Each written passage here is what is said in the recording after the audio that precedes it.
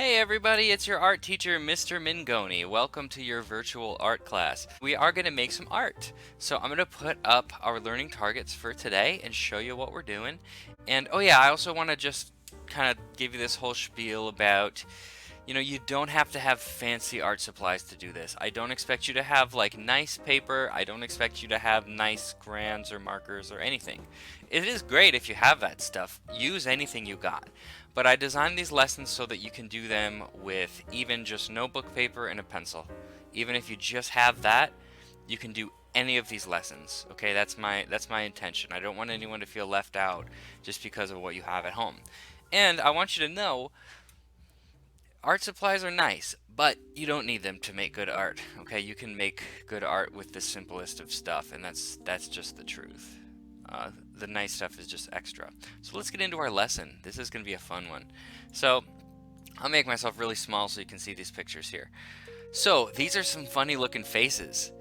These are called Cubist. Right here, this word here, Cubist. Okay, that's a certain type of art that's really fun that came out in the, about 100 years ago or a little bit more. People started doing this kind of wacky kind of art called Cubist art, where they're dividing things up into weird shapes and stuff, and they ended up making some interesting faces. Maybe they were just bored with drawing things the same old way and wanted to try something new for a change and see what that looks like. So we're going to play around with that a little bit today. You can see some examples. Pablo Picasso, you've probably heard his name. He made this one here and this one here, and he's one of the most famous Cubist paintings. And if you look at these, you can see it's like a face, but the eyes are in weird spots, and there's like weird shapes and different strange colors, even some patterns on this one. So it's just a different way to draw a face. It's like, let's make a face, but let's make it different. Let's make it kind of wacky. Right, this one has some like curvy lines, which has a different feel. Like, see, this one has like jagged lines, and then this one has like curvy lines, and it's got a totally different feeling to it, a totally different emotion to it. And then over here is one that a student made, which I think is really cool. They did a great job filling in different colors and patterns and stuff like that. And all of these are different, and all of yours are going to be different. Okay, mine's gonna look different.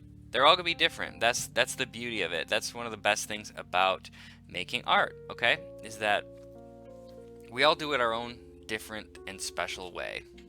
So what I'm gonna do is I'm gonna aim my camera down so you can see my workstation here, and I'm going to start my own drawing. And what you can do is, if you want to, you have two options. You can draw right along with me while I'm drawing, or you can just watch and then you can draw when I'm done. That's up to you, okay? So you do it however you like, whatever works for you. But I do want you to draw this. I do want you to try it out, okay? So just keep in mind, like I said, they're all going to be different. So I'm going to show you, like, here's how I'm going to do it. That doesn't mean that that's how you have to do it, okay? You can do it kind of like mine. You can do it totally different. Whatever, you do it your way, okay? So I'm gonna aim my camera down here so you can see my drawing station. Nothing too fancy. I always kind of struggle with this part with my camera, so thanks for being patient. There we go.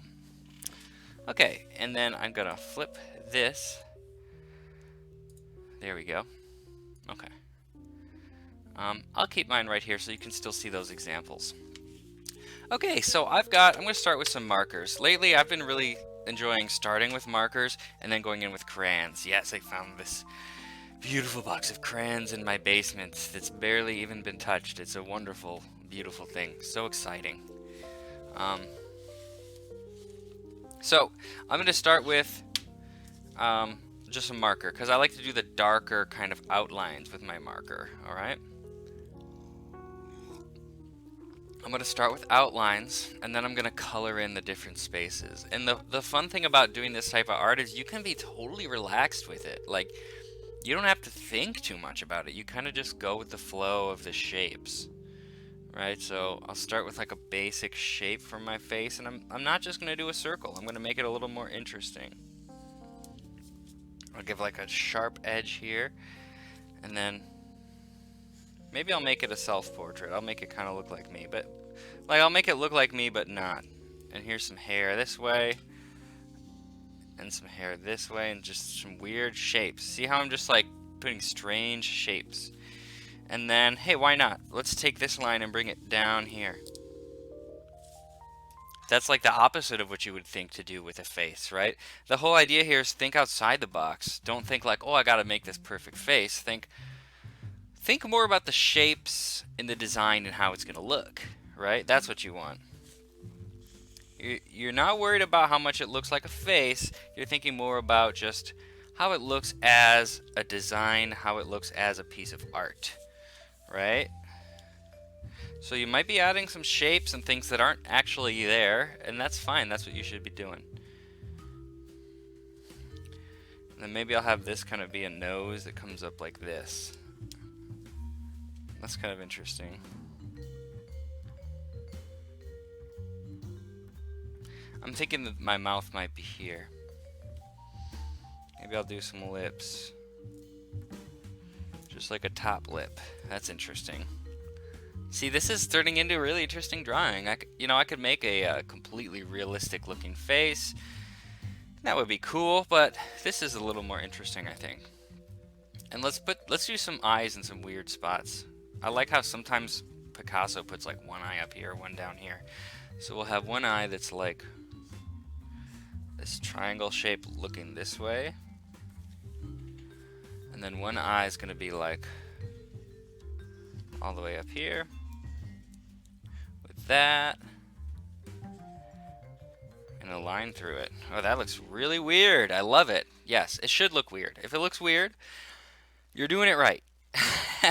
If it looks normal, try to weird it up a little bit. You know, that's what we're going for here.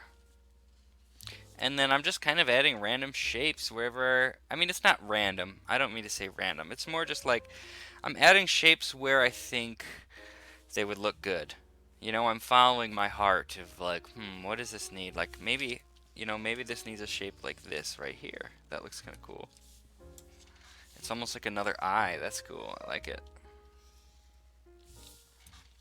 It's like another eye, but not. And you can add patterns and designs in there. This is looking really interesting.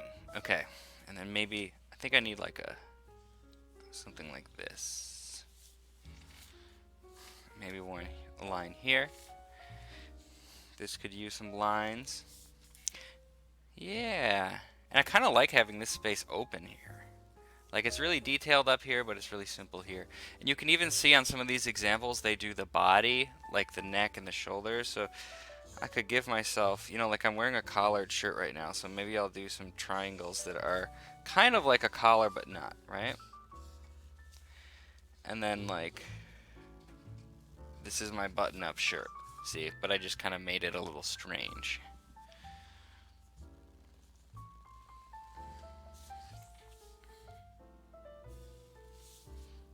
And I'll make it like leaning this way. That looks interesting. See, we're going for just like an interesting kind of picture here. I like that. I think I got a good start here. I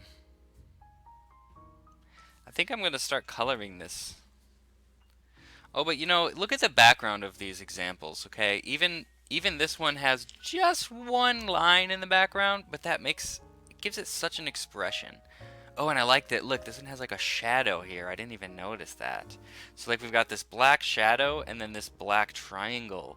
So even just blocking your background out into simple shapes is a cool thing. I'm going to, since he's kind of leaning this way, I'm going to say there's going to be like a line going up like this. So it'll be like, here's one color and here's one color. And then I'm going to steal that shadow idea, okay?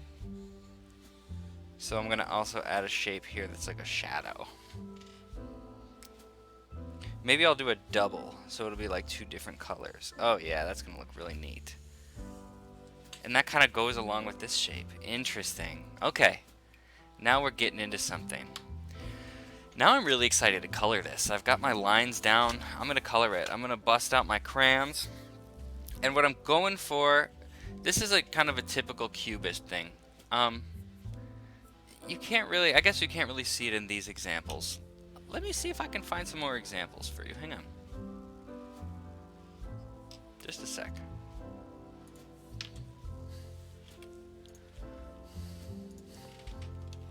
Because what I'm going to do is something really cool with the shading that I learned from Cubism. Okay, but I just didn't quite get it in those examples that I put, so I'm going to find a better example for you. This is a really interesting one. Okay, I'm just putting it into my presentation so you can see it. Thank you for being patient with me. Hope you're doing all right over there.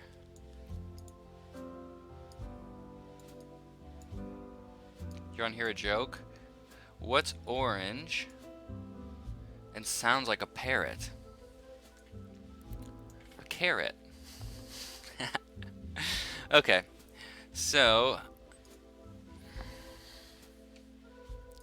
look at this one, okay? So this is a cubism. It's a cubism art. I guess you would say Cubist art. Now it's not a face. Can you tell what it is? It's a violin. Yes, but it's almost like it's coming apart, which is really interesting. And you can see they divided it up. They have all the shapes, kind of like I did. You see all these different shapes? But each shape, if you look closely, goes from dark to light. You see that? Dark over here, getting lighter. Dark over here, getting lighter the other way. Dark here, getting lighter this way. All in different directions. You see that? Dark to light. Dark to light. Dark to light. Each shape goes dark to light and has a couple different colors to it. So I'm going to try to do that with my picture. Let me make mine a little bigger so you can see. So watch how I'm going to do that. Like say this shape, I'll start with my red. This side is going to be the dark red. I'm pressing a little harder with my crayon. But with crayons, you can't press too hard. You know what I always do? I always break the crayons. I'm that guy because I get too carried away and I'm pressing so hard and trying to make it really dark. I break the crayons. And then people get mad at me. Okay, so look at that. I colored it dark here by pressing harder and got lighter this way. And if we look at this Cubist art, they also have like 2 different colors. So maybe I'll take some brown. Don't be afraid to use brown in your art. It gives it kind of a natural kind of look. So it's not just like Skittles colors all the time, but it's got kind of earthy tones. So you see I layered in some brown with that. Doesn't that look neat? And then maybe like this shape, I'll do the same thing but going the other way. Maybe it's dark on this side. Like you don't have to follow a light source. You don't have to have all your shadows on the same side. With the Cubist art, it's like you want it to look kind of disorienting or kind of like all over the place or strange. So you can have the shadows and the light going in all different directions. So here, this one's dark on this side, getting lighter going that way. See that? And I'll layer in my brown too. So that's kind of the method I'm going to follow while coloring this. And like I said, you don't even need crayons, okay? I'm just showing you the way that I'm doing it. You do it however you can with whatever you got. If you just have a pencil, even a pen, you can still do stuff like this or find your own way to do it, right? It's good for artists to find new ways to do things. That's a good thing, okay? That's called creative problem solving. All right, that's what a big part of this is all about, is your creative problem solving. Okay, so what that means is, say for instance, my problem is, well, I want to make this cool art, but I only have a pen and a paper. Well, you're going to have to be creative about how you solve that problem. You're going to have to be like, well, what can I do? Maybe there's something that I can do with this pen that I wouldn't be able to do with crayons, right? You're going to figure out how you can make stuff work. And that's what art's all about, you know? And that's often why I don't tell you exactly the right way to do something in art. Because I want to get you started, but I want you to start figuring some things out so you can exercise your creative problem solving. Alright?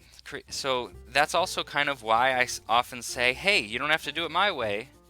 You try a different way if you want to. That's a good thing. That's a good thing if you're finding a different way to do it. At least I think so. If your creative problem solving, it's like a muscle, okay? So imagine a weightlifter. She's got really big, strong muscles, okay? Because she lifts weights every single day. Every single day she's lifting more weights, pushing it further and further, and her muscles are getting so big, right? That's how muscles work. So your creative problem solving, think about that like a muscle, and think about your art is like you're lifting weights, okay? The more you make art, the more you exercise your creative problem solving, the stronger that muscle is going to get. And you know what is going to happen if you have strong creative problem solving muscles? It's right in the name. You're going to be able to solve problems. You're going to be good at solving your problems. You're going to be good at solving other people's problems. Like, say you're bored one day and you don't know what to do. Well, guess what? If you're a creative problem solver, you're going to find something fun to do. You can make up a sport using a broom and a roll of duct tape, right? That's creative problem solving. But even bigger than that, there's big problems in the world, and creative problem solvers are the people that will help solve those problems, you know? It's going to make you happier, and it's going to make the world a better place if we have lots of creative people out there. So that's my spiel. I just want to make sure you all know that there's many reasons why art is important. But that's a big one. That is a big one. So, keep using those creative problem solving muscles.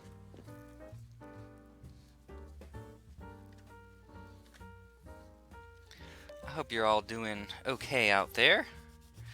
I know it's a little weird to be stuck at home. This is a strange situation for all of us. It's not normal for me either. I've never experienced anything like this in my life. But you know what? We're strong, and we're going to get through this. Not only are we going to get through this, but we're going to make the best of it. Okay? We're going to have some fun, making lots of art. We're going to do some cool things that we wouldn't have thought of to do before. We're going to learn new skills, and we're going to become stronger. Okay? So just keep that in mind. You are strong. You're going to get through this, and you're going to be better because of it. Okay? And things are going to get back to normal pretty soon here. Just got to be patient and be safe. Things will return to normal.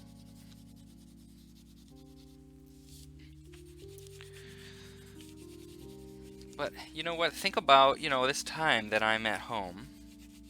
This is kind of how I deal with this is, well, if I'm stuck at home all this time, what am I going to do that is special? How am I going to make this fun for myself? Right? Art is always a good way to do that. Maybe you get really into a certain type of art. Or get really into painting, or get really into, cubism.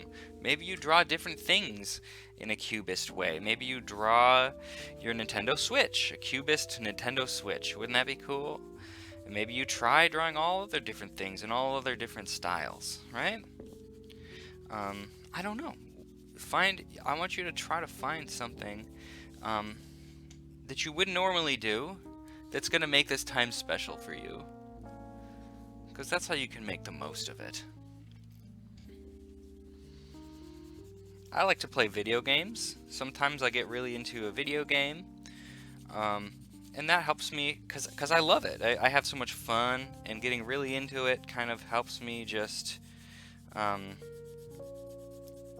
feel like, I have something here ready that I can just have fun with automatically, which is great. That being said, I make sure that I don't just play video games. You try to limit it. You don't want to just sit in front of a screen for too long. So, I play some video games, and then, when it's time for a break, I go make some art, or play with my dog, or do something else. So it's about, you can enjoy your video games. You should. Especially, if they make you happy, that's great. That's a good thing. You should cherish that. but you just don't overdo it. You gotta like do other things too. The problem comes when the video games are the only thing that make you happy, right? You gotta change it up. Art is a good way to do that.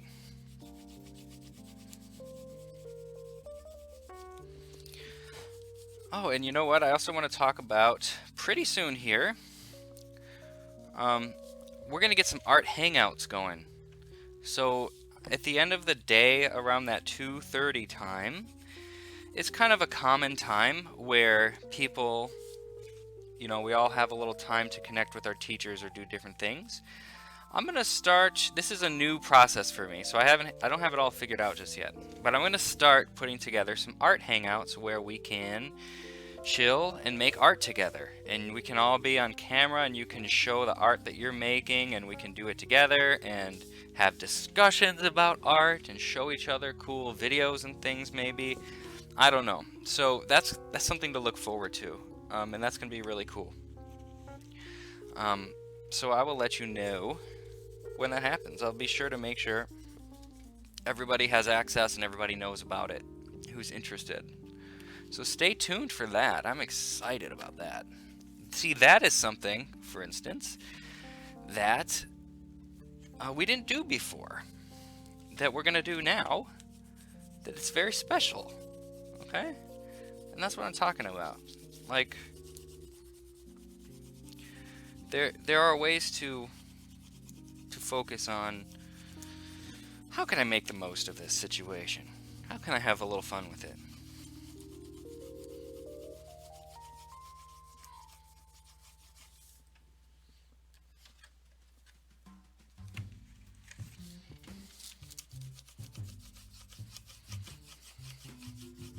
Alright, I am almost done here. I think we've got about 5 minutes or so left in the lesson. So, you should feel free to keep drawing. You know, if you're not done, keep on drawing. Whoa! That was a scented crayon. I could smell it. That was weird. I wasn't expecting that. Sorry, that distracted me. Well, I didn't know there were scented crayons. That's really weird. So, if you're not done and the video's over, you keep on drawing. Like, you spend 2 hours on this thing if you want to. That's great. I would highly encourage you to do more. Okay, you don't have to just draw when I'm drawing. This could just be the beginning for you of your Cubist art career. And you know what? Show this one to somebody in your house. See what they think. Could be really interesting.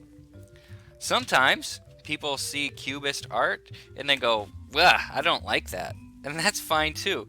Everyone has their own opinion and their own things that they like about art. Some people only like art that looks totally realistic. And I think that's kind of boring, personally. I think it's nice to appreciate all the different types. But it's just kind of a fun game to play. This crayon smells like a flower. Look. I'm not making it up. I'm not crazy. Magic scent.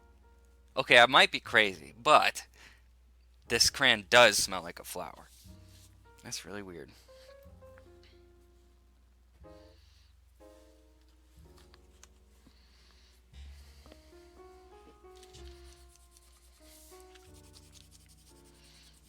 But yeah, what I was saying is show someone your art. See what they think about it. They're probably going to be like, "Whoa, that's really interesting. That's really cool." You know, see what they think about it. And what I think is fun is having a discussion.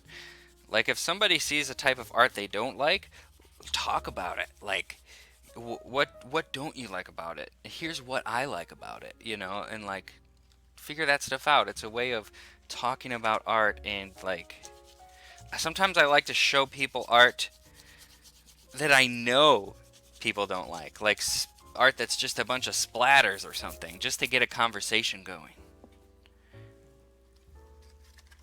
It's fun to talk about art and think about art.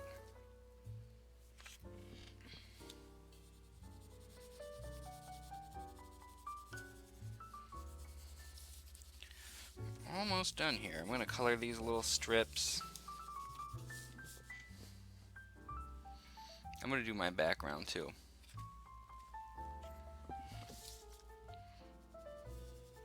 Oh, this is a nice deep blue.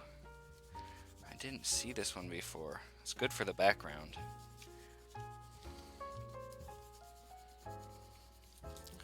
Probably use up this whole darn crayon.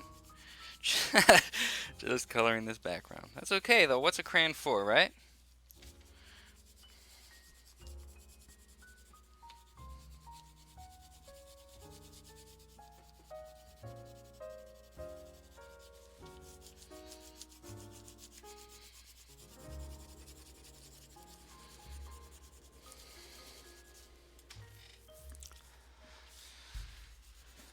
This isn't my neatest coloring in the world, but that's okay. It's good to be able to color neatly, but sometimes, you might want it to look a little scribbly. Maybe that's your style.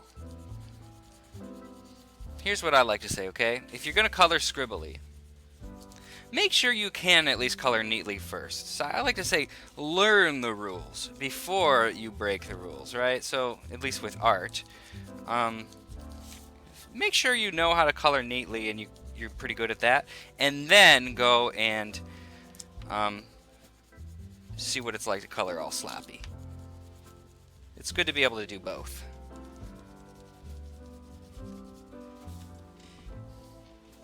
And then I'll make it like darker over here, so even the background is going from dark to light. Got just a few more minutes left in our lesson. Yeah, see, that looks interesting. Okay. A few more minutes left. I'm just going to finish coloring. I'm just going to do some kind of light. Oh, maybe I'm going to do a green. I was going to do a yellow, but I think green will be good here. Well, that green looks like yellow, so I guess it was meant to be. And you probably can barely see that because it's so light.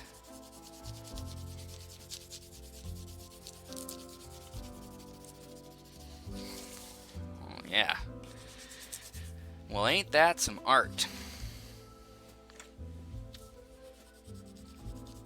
I'll put a little darker green over here so it goes from dark to light.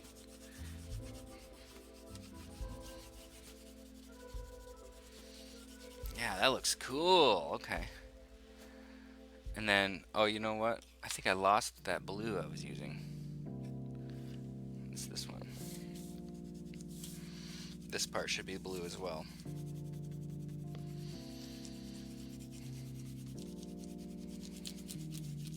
Okay.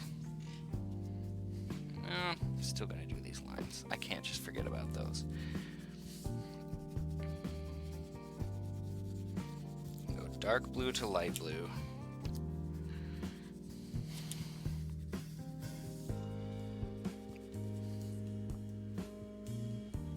Here. I didn't realize I was even still on the presentation there. That's okay.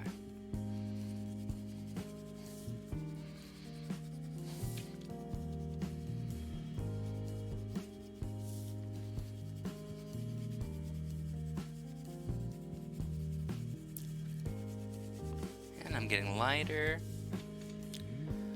and then I think it needs a little red because we got red over here but not over here, so just to balance it I'll add some of this red.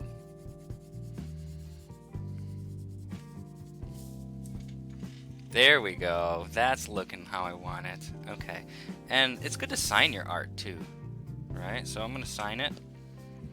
My signature is really funny. So artists come up with their own signature. I like to write my name really nice and neat.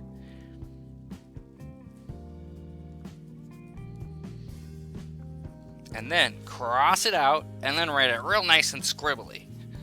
And put a copyright on it so no one will steal it. And then write the year, 2020. That's what my signature looks like. It's kind of silly, but that's on all my art.